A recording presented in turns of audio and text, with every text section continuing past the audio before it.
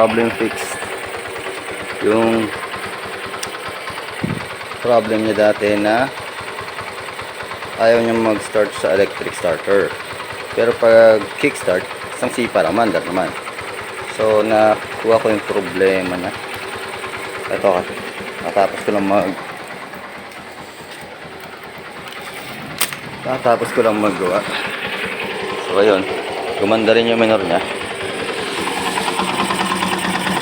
Yun na naging problema. Yung carb pala. So parang lunod siya nung una. Kaya pala pangit yung sunog. Meter niya yan.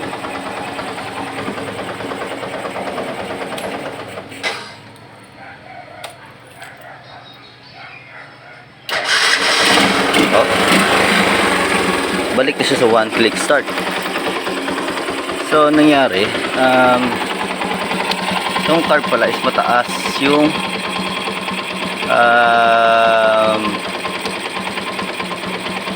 mataas yung tono niya sa gasolina, and then konting-konti lang sa hangin.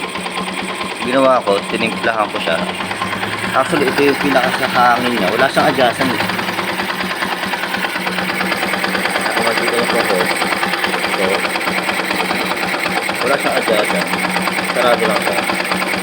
So pag nilagyan ko lang siya na yung hose, nilagyan ko ng konting butas dito, tapos nilagyan ko ng tornilyo para pag pwede ko siyang i-adjust. Pag sinigpan ko siya, medyo sasara yung butas. Pag nilagyan ko, kakaroon siya ng butas para tumaas yung minor. So ayan, para makita nyo, tatapak yung butas. Nababa yung minor na.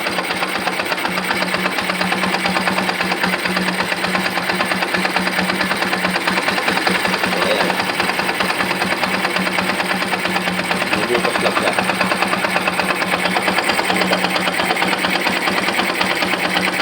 Yun, nagawa ko siya ng butas. Kung siya inaadjust na ng hangin, so gumanda yung minor niya. Naging one click ulit siya.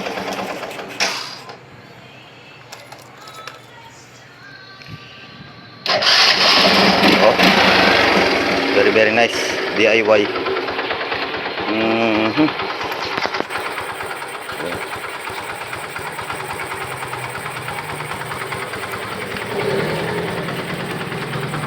Kasi nagtaka ako bago yung battery ko, bagong spark plug, lahat. Then ayaw niya mag-start sa electric start. Pero pag kickstart, one click na siya. So ayun guys, yun lang, share ko lang. Bye bye.